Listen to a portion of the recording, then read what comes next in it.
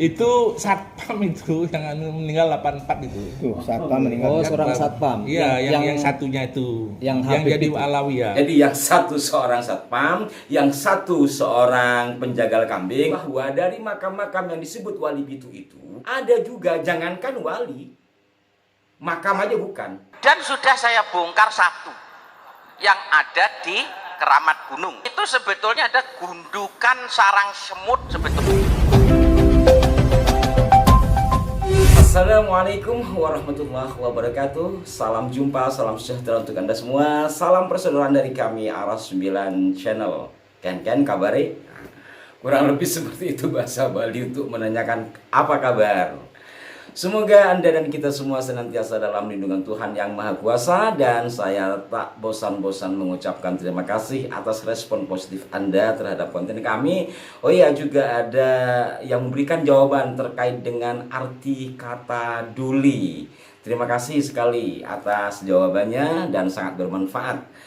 Saudara-saudaraku sekalian, sebagaimana edisi yang lalu kami mengulas atau menayangkan pernyataan dari pelaku peristiwa saksi sejarah Wali Pitu, yakni keterangan dari mantan kepala desa yang juga tokoh masyarakat muslim di daerah Kelungkung. Beliau adalah Haji Syaifullah.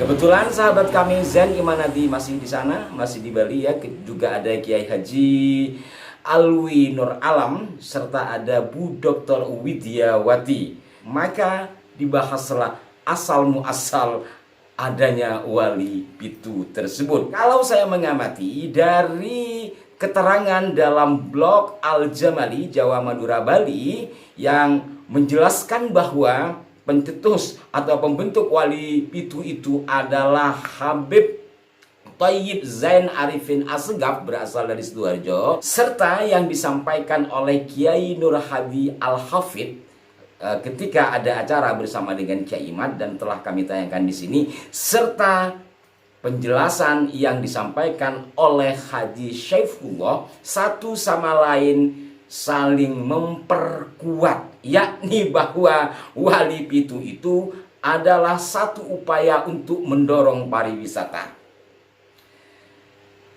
Pada saat itu, penjelasan dari Haji Syaifullah sebagai kepala desa 1980-an ya, pemerintah Bali memang menghendaki adanya inovasi-inovasi penghasilan dari pariwisata karena Bali tidak memiliki industri seperti di Jawa. Kurang lebih seperti itu disampaikan. Kemudian Pak Haji Syaifullah ini sebagai kades kan mengusulkan beberapa tempat wisata dan ditemukan makam yang jelas-jelas dikeramatkan, yakni makam Kusamba atau makam Samba.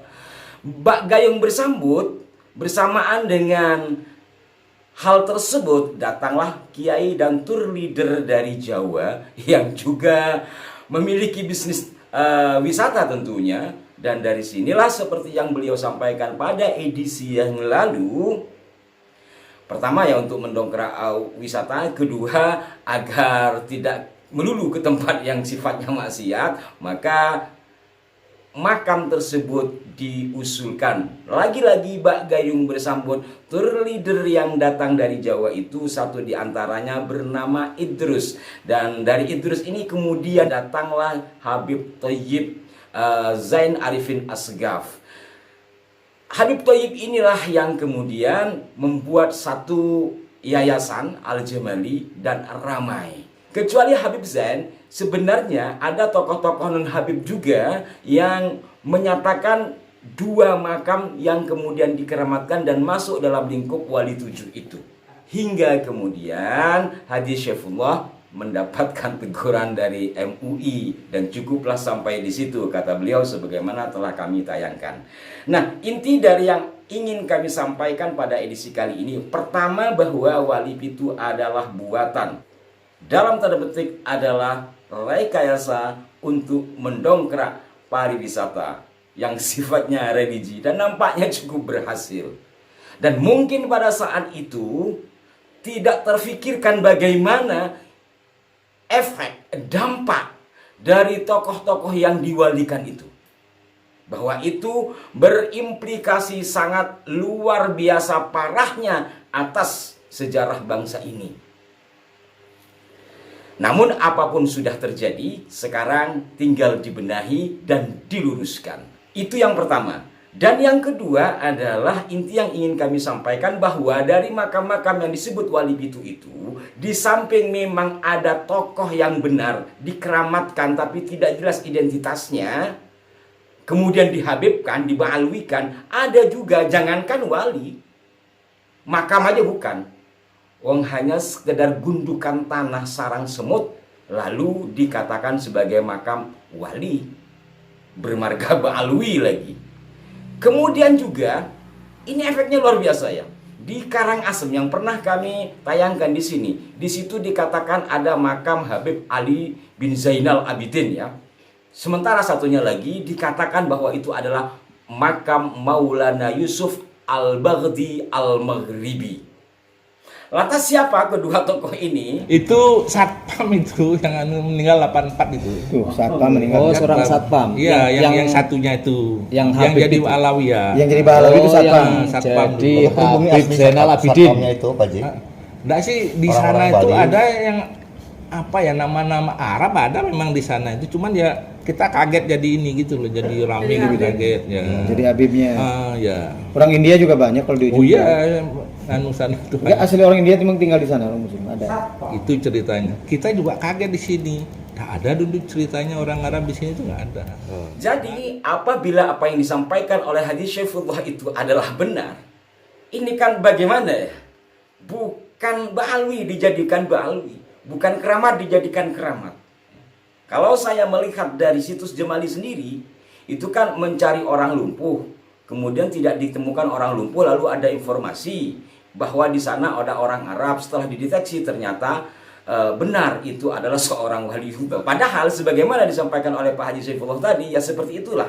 Kemudian yang satunya lagi, yakni yang disebut Maulana Yusuf Al-Baghdadi atau Al-Baghdi itu, menurut keterangan dari seorang kiai yang pernah kami ulas juga di sini ya, dalam salah satu situs berita, dia bukan seorang yang dianggap wali. Artinya pada masa hidupnya dia hanya dikenal sebagai orang kaya yang berprofesi sebagai tukang jagal kambing. Jadi yang satu seorang satpam, yang satu seorang penjagal kambing, lalu menjadi wali di antara deretan wali Pitu itu. Nah, berikut ini kami akan tayangkan penjelasan dari seorang budayawan muslim yang tinggal di Bali, yaitu Pak Dian. Nah, terkait dengan makam Wali Pitu, saya paham betul itu. Karena 3 makam yang ada di wilayah saya ikut menyaksikan membuatnya. Dan sudah saya bongkar satu yang ada di Keramat Gunung. Kebetulan tanah Keramat Gunung itu sebelahnya tanah saya. Yang dulu itu sebetulnya ada gundukan sarang semut sebetulnya itu. Kemudian yang ada di negara di Mbah Temon itu hanya pengurus kuda. Saya paham betul tentang itu. Bagaimana setelah Anda menyaksikan penjelasan-penjelasan tadi, saudara-saudaraku? Sebenarnya masih ada satu lagi ya, penjelasan dari seseorang yang nampaknya pernah menjadi pejabat akte tanah atau pemerintahan setempat lah gitu ya. Pada tahun 1990-an itu kan ada tanah, di situ susah lakunya karena ada makam. Dan menurut informasinya makam itu adalah makam dari seseorang yang memang diasingkan, yang muslim, tapi dia mengidap satu penyakit ya, yang kemudian belakangan hari diwalikan. Tapi karena ini menurut saya sensitif, saya tidak perlu tayangkan penyampaiannya, hanya menjadi catatan bagi kita semua. Lantas bisa menemukan wali-wali yang seperti itu bagaimana caranya? Dengan cara rongsen makam. Pak Haji Saifullah menerangkan 2 cara yang dilakukan. Kalau memang diperlukan pada lain kesempatan akan kami tayangkan juga. Mohon masukannya, kritik dan saran.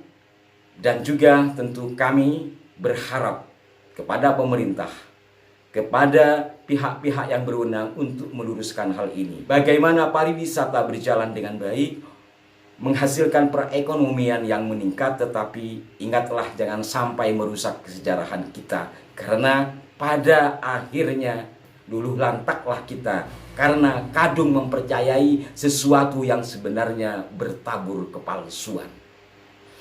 Kalau kita membaca dari situs-situs berita berkenaan dengan Wali Pitu itu, kita akan mengelus dodo. Banyak aspek yang terkena akibat hal itu.